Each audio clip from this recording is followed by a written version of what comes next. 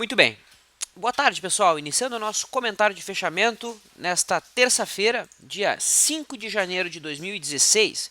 Aqui com vocês, Fábio Figueiredo, trazendo as principais movimentações dos ativos, atualizações dentro dos modelos e responder as perguntas que venham a ser enviadas no nosso chat que fica logo abaixo do vídeo. Quem acompanha a gravação já conhece o caminho. Quem acompanha através do YouTube pode enviar as suas perguntas e dúvidas pelo próprio chat do YouTube, né, que a gente responde no outro vídeo. E basicamente é isso. Então, obrigado aí ao pessoal que está dando feedback em relação à qualidade do vídeo e áudio. A gente pode iniciar. Na tela, o gráfico do Ibovespa, que hoje apresenta alguma recuperação, alta de 0,46%. Né? Nada que mude a perspectiva atual, né? Tendência de baixa em que estamos inseridos, zigue-zagues descendentes, preços aí dentro de um canal de baixa, né? Médias apontando para baixo. Então, se a máxima de hoje vier a ser superada, o que a gente pode esperar seria o teste da resistência imediata, que fica ali em 43.200 pontos, fundo anterior também, onde está passando a média móvel de 9. Hoje não tivemos um volume muito expressivo, tá? Natural aí de dias corretivos dentro de tendência de baixa. E o candle de hoje não traz consigo grandes expectativas. Tá? O mercado, no caso do Ibovespa, iniciou o ano perdendo uma zona de suporte muito importante, né, que é a estrutura toda desenhada pela mínima do ano passado, embora, se a gente observar o gráfico de linha, isso já havia sido perdido. Né, em termos de fechamento, o mercado já havia perdido o suporte. E agora a gente deve ver o Ibov ir em busca aqui da sua linha de referência, né, do canal de baixa, que passa lá na faixa dos 40 mil pontos. Essa seria a expectativa se a gente levar em consideração o cenário gráfico do Ibov, que limpou aqui o seu gráfico de longo prazo. Né? No intraday, o ING16, o mini índice, hoje gerou uma operação na ponta compradora, né? Duas para ser mais exato. A gente teve uma abertura em gap de alta, a formação aí do que nós chamamos de primeiro movimento, o rompimento do primeiro movimento acontecendo às 11h15. Mais tarde o mercado gerou uma segunda posição, que foi feita aqui às 13h45. O mercado acabou não indo em busca da realização parcial. E 1, 2, 3, 4, 5, 6, 7, 8, 9, 10. A partir desse momento a tentativa não era mais lucro, mas sim sair do trade no 0 a 0. Como esse candle já estava acima do ponto médio de entrada em relação às duas posições, o trade aqui foi encerrado com um pequenino lucro que deu para pelo menos pagar o custo aí, né? Ou nem isso, dependendo de onde o indivíduo conseguiu executar por conta da profundidade do book. O cenário foi um pregão mais lateral, não tão simples de ser operado, a não ser que o indivíduo tenha colocado um gráfico de 2 minutos e tenha buscado as pequenas inflexões, mas ainda assim não é nada fácil fazer esse tipo de trade. Tá? Muito bem. Comentado o mini índice, a gente pode agora avaliar a situação do dólar. O dólar hoje que cai após a forte alta do começo do ano, né? Tivemos o dólar ontem subindo mais de 2%. Hoje o mercado deixa um candle vendedor em cima de uma linha de referência e de um canalzinho de alta, canal de curto prazo, de acordo? Também em cima do topinho anterior que o mercado ontem tinha rompido, vai sugerindo então aí um falso rompimento, tá? Mas nada que altere o viés. Aqui no dólar a tendência pelos zigue-zagues não está tão clara, né? Principalmente tem fundos mais baixos, topos mais altos. Aqui quem deixa o viés altista mais claro é a disposição das médias, né? Todas elas aí subindo, média móvel de 21, 9 e 21, 50 e 200 todas apontando para cima, tá? Embora se o dólar perder a mínima de hoje e amanhã, eu vejo alguma correção dentro desse canalzinho aí mais curto. O mini dólar, o atual é o WDO G16. Intraday a gente teve o mercado abrindo em gap de alta. Então vamos voltar aqui e contar a história do pregão. O mercado abriu em gap de alta. Esse gap foi fechado no segundo candle do dia. houve a formação do primeiro movimento, então houve aqui um trade, tivemos um trade na venda. Mais tarde, o dólar deixou um candle vendedor aqui, né, às 13h45, porém esse candle vendedor aconteceu depois de mais de 10 candles em relação à primeira entrada. Então aqui a tentativa já não era mais aumentar o risco, mas sim tentar sair no 0 a 0 a partir desse sinal, né, a partir do 10º candle do dia. Assim sendo, posicionamos uma entrada no ponto de entrada e os preços acabaram tocando aquela faixa de preço e saímos sem nenhum tipo de resultado mais expressivo, embora mais tarde o mercado até caiu, né? Na realidade, no candle em que houve a finalização da operação, o mercado acabou caindo um pouco mais, né? Se aproximando da RP original, mas não atingiu o ponto planejado. Então, um pregão também um pouquinho complexo dentro do pregão de hoje. A gente pode comentar a situação do juro futuro DI 1F17, que é o contrato vencimento janeiro de 2017. Temos uma queda, tá? Se a gente olhar aqui um pouquinho mais atento, a gente já consegue observar zigue-zagues descendentes. A média móvel de 21 hoje vai virando para baixo. No juro a gente tem o início de uma possível tendência de baixa no gráfico diário, tá? O suporte fica aqui na faixa dos 15,53, tá? Abaixo disso a gente tem um gap a ser fechado em 15,25 e logo abaixo 15,10 a mínima de novembro, tá? Então essa é a situação do juro. Commodities, vamos avaliar a situação do milho, o CCMF 16 que vence agora, né? Vence aí na semana que vem. Vamos ver se o próximo contrato já ganhou liquidez suficiente. Ó, hoje já há migração da liquidez do mercado para o contrato H, tá? O milho CCMH 16. Hoje ele passou a ser o mais líquido em relação ao F que vence na semana que vem, tá? Então quem for montar operações no milho, o boi ainda não, o boi continua sendo o F. Então o milho, quem for montar novas operações já pode focar no H16, certo? Quem opera pela média móvel de 9, faz tempo que não há uma posição a ser aberta, né? Na realidade as posições abertas foram feitas no F. A última, na realidade, foi aqui no dia 30, né? Eu tinha que estar com muita vontade de operar para comprar milho no dia 30, né? Mas, ok, teve uma operação, o sistema contabiliza isso como um trade que já ofereceu, no mínimo, uma realização parcial, tá? Então, tá aí o milho. O boi F16 tem um dia de alta em cima da média móvel de 9, superação da máxima de hoje é uma compra. Já há uma tendência de alta no boi, zigue-zagues ascendentes, média móvel de 21 e 9 ascendentes, certo? Legal. Vamos comentar alguns destaques do pregão de hoje. Então, aí alguns movimentos que chamaram a atenção. Primeiramente, não temos nenhuma atualização dentro dos trades que estão abertos, né? Foi feita uma venda ontem em Itaúsa. O mercado não convergiu na direção esperada por hora. HGTX, ao contrário, atingiu a realização parcial, né, na mínima do dia em 13,55. Então agora a gente já pode colocar o stop no ponto de entrada e conduzir esse trade por cada nova máxima mais alta. Então HGTX, tinha dito que não tinha atualização, mas tinha sim, HGTX, né? Atingiu a RP planejado. E pelo FR2, a Ambev. A posição foi feita ontem, ainda não convergiu para o alvo. Já podemos atualizar o alvo para a máxima de ontem, que amanhã vai ser a máxima dos últimos dois pregões. Falando em destaque, a Ambev é um destaque. Hoje ela deixa um candle comprador em cima de uma faixa de suporte, em cima da linha de referência aqui no canalzinho de baixo, sugere alguma recuperação dentro da tendência de baixo do gráfico diário. Se a máxima de hoje for esperada, a gente deve ver ela entrar nessa zona aqui de 17,80, 17,75. Um repique dentro da tendência de baixo atual. BBSE3, percebi que o pessoal está várias questões em cima de BBSE3, né? Humberto, Zico, Jorge Lemos, todo mundo questionando o cenário desse papel, inclusive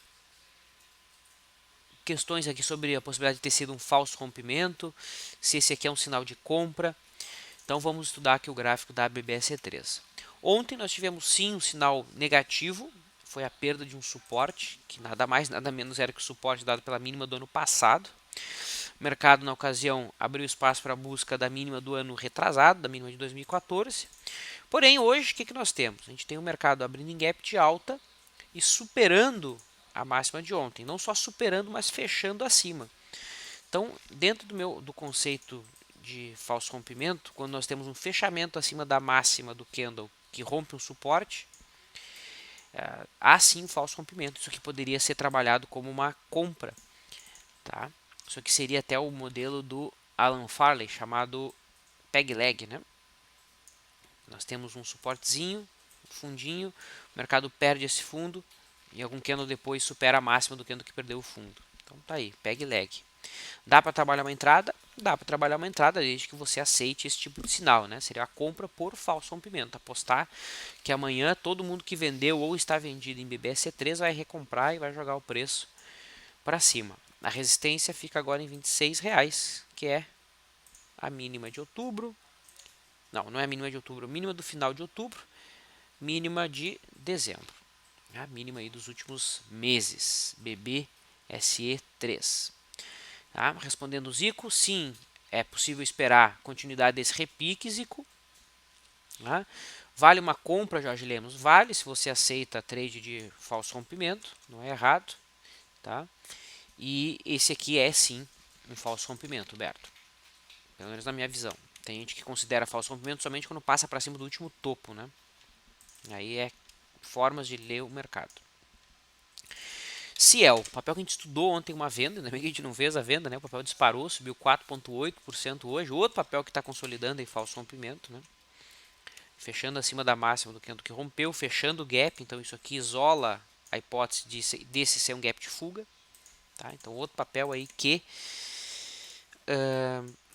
tem o mesmo cenário de falso rompimento, daria para estudar a mesma estratégia de BBSC3, compra na expressão da máxima de hoje. Óbvio que tem que ter muita coragem, né? Comprar depois de toda essa alta, um stop ficaria bem longo, abaixo do último fundo, tá? Não seria errado, é apenas uma compra desconfortável. Aqui no caso de Ciel, a resistência está logo acima, né? Então se torna ainda mais desconfortável uma posição agora. Do ponto de vista negativo, quem chamou a atenção foi o setor de siderurgia. Olha aí, os Minas, uau, mais quedas, incrível, não? Queda de 8% na Uzi Minas, R$ 1,34. Não quer saber parar de cair de forma alguma. Está no vácuo aqui no gráfico diário. Né? Suporte mesmo só na faixa dos 70, 80, entre 70 e 80 centavos. Pelo visto, Uzi Minas segue agora dentro desse novo canal de baixa aqui. Na verdade não é o canal de baixa, né? É o canal de baixa duplicado. Tá? Então, papel aí muito fraco, apanhando bastante. GGBR. Tá? GGBR também teve uma queda relevante, perdendo a mínima do ano passado, fechando abaixo, sim, fechando abaixo aí da mínima do ano de 2015, abre espaço agora para a busca da mínima do ano de 98, que fica lá em 3,64. Esse aqui é o gráfico não ajustado, tá? O gráfico ajustado, por sua vez, nossa senhora, não tem suporte mesmo perto aqui, né? O suporte fica bem afastado. Nem vamos, tem que botar a lupa aqui para ver o próximo suporte no gráfico ajustado. CSN em queda também, em busca aqui do alvo que a gente tinha determinado em 3,60. O papel está quase lá. Quem fez venda nesse ponto aqui já poderia pensar em fechar posições ou fechar parcialmente no mínimo. Em relação à cunha que foi acionada, a gente tem o alvo lá em 2,40. Esse seria o alvo da Siderurgia Nacional. STC3, na minha visão isso aqui é uma venda. Tá? A perda de suporte com candle grande. O grande problema de fazer essa venda é que, número 1, o aluguel está muito caro, tá? Chega a 40%. Antes tinha algumas aqui, ó, 45%. Né? E o próximo suporte está muito próximo. Então, fico desconfortável de trabalhar por esses dois motivos na venda em cima desse ativo. Mas é um sinal vendedor. O papel deve em busca aqui dos 11,75. Abaixo disso, afastamos o gráfico e, uau, novamente, né, não temos suportes próximos. Não temos suportes próximos. Então tem os topos anteriores aqui em 9,30 e abaixo disso 4,90. Seriam aí os próximos alvos de STC3. Gol 4 também renova suas mínimas, né? Se segurou aqui em cima do alvo de 100% do triângulo descendente, ó, segurou por alguns pregões aqui. Abre espaço agora para a busca do próximo alvo, que ficaria em 1,90, que é nada mais nada menos que a extensão de 161,8% do triângulo, né? Também é válido fazer a leitura de uma bandeira, né? Mastro, bandeira. O alvo projeta todo o mastro para baixo. Então, alvo lá na faixa dos 1,60. Uau, né? Que é onde está passando a linha de referência no canal de baixo, é isso? É isso, olha lá. Então tá aí os alvos de gol para baixo, né? Pena que aluguel é muito difícil de conseguir no papel, e se tem é um absurdo de caro, né? 20% ao ano, 30% ao ano, 28% ao ano. JBSS 3 também perde um suporte, tá? Perde a mínima do ano passado, também aciona aí um triângulo simétrico. Daria para interpretar uma venda? Daria, né? O grande problema é que a gente tem que ignorar o fato do papel estar testando uma LTA aí de longuíssimo prazo, que é essa. Olha aí, ao teste aqui dessa LTA. Tá? E quanto ao aluguel, a gente pode ver que não tem muito aluguel também, né? Então, por mais que o cara não dá bola para LTA, de longo prazo não tem aluguel, não tem como fazer a venda, paciência. O sinal de hoje é de continuidade do movimento. A dúvida que surge, que fica, né, é a seguinte: essa LTA vai surtir seu efeito ou não? Então, isso quem vai nos responder é o tempo. A gente vai ter que ver o que o mercado vai fazer. JBSS 3, já comentamos, e Ultrapar, o GPA. Lembra Ambev, né? Esse gráfico aqui lembra Ambev. Olha aí, em cima do fundo anterior, deixando o candle comprador, sugerindo algum repique dentro da tendência de baixa, tá? Nada disso altera a tendência, que é de baixa. Aqui no caso da UGPA, em caso de continuidade desse repique, que está sendo sugerido hoje, a resistência fica ali na faixa dos R$60, onde nós temos um gap a ser fechado, fundos anteriores, média móvel de 9. Ok? Então esse foi o nosso resumo de mercado. A gente pode responder algumas perguntas. Eu começo respondendo aqui a questão do Alexandre, onde ele solicita a avaliação de Banco do Brasil, BBSA3. Então tá aí, Banco do Brasil, hoje estável, 0,35, enquanto, vamos dar uma olhada, os bancos até que se recuperaram, né, como um todo. A gente teve o Banco do Brasil segurando em cima do fundo anterior, que é o fundo dado pela mínima do ano passado. A perda desse abre espaço sim para mais quedas. Afastando esse gráfico, a gente pode verificar que suporte relevante de longo prazo fica só na faixa dos R$11. Tá? Então aqui o negócio é torcer por uma movimentação lateral. Tá? A consolidação de uma resistência, a perda do suporte, aí sim, vamos buscar uma venda. Okay. Então tá aí o cenário de Banco do Brasil.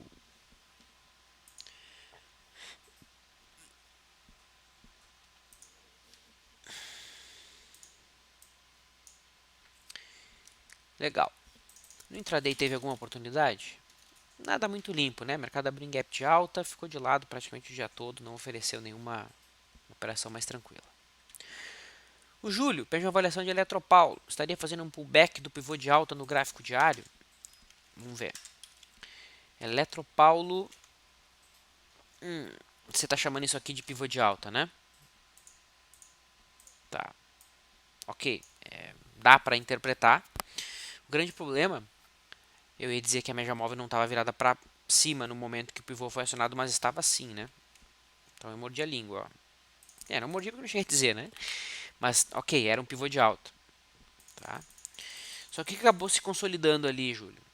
Ficou claro aqui a resistência, né? Que essa faixa aqui dos 8,40 tem o vendedor, né? 8,40, aqui o mercado não conseguiu seguir, aqui novamente. Então o ponto que eu vejo para uma entrada mais tranquila fica acima desses 8,40, né? Dentro da leitura de simetria, se o mercado passar desses 8,40, 10,40 seria o próximo alvo simétrico e depois 13,20, tá? Então é um papel que dá para acompanhar.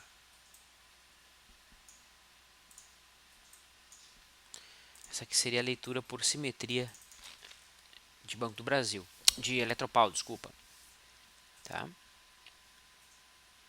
Eu gosto desse gráfico, até vou deixar um alarme aqui bem setado para a gente não perder esse rompimento se vier a acontecer.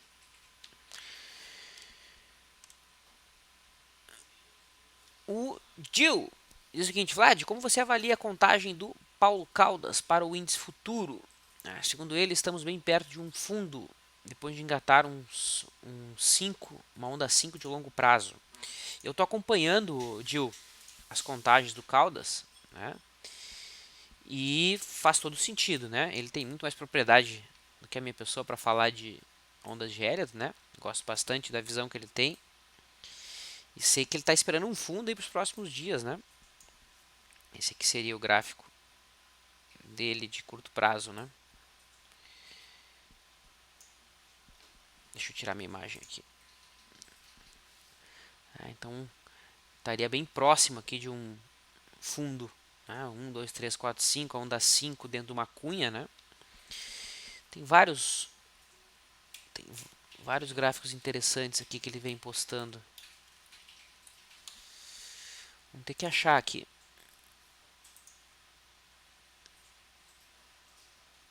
Ele postou uma do Ibovespa aqui que foi muito legal. Era esse aqui, ó.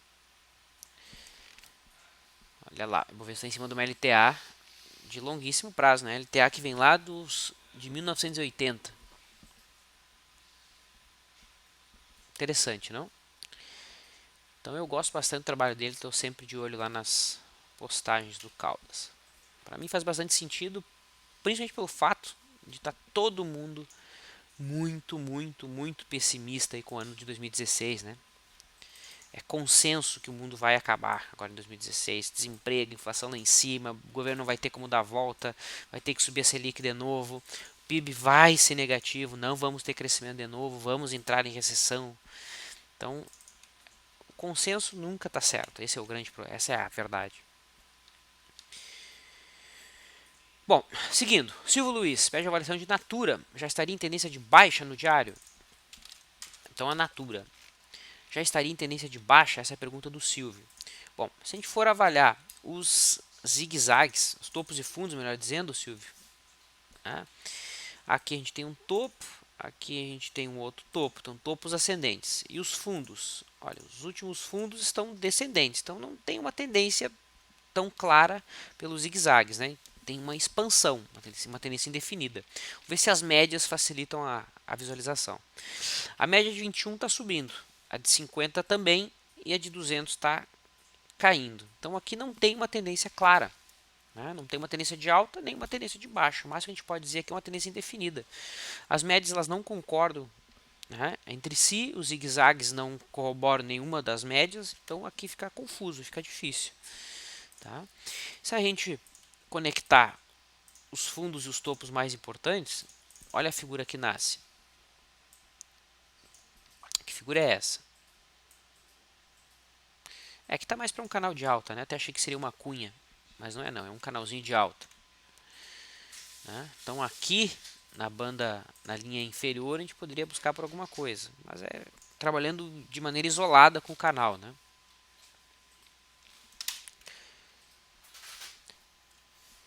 Então não vejo nenhum cenário muito limpo para trade não, pelo menos não no momento. Próxima questão é do Eduardo, pediu avaliação aqui de Petro 4, Petrobras, ações preferenciais.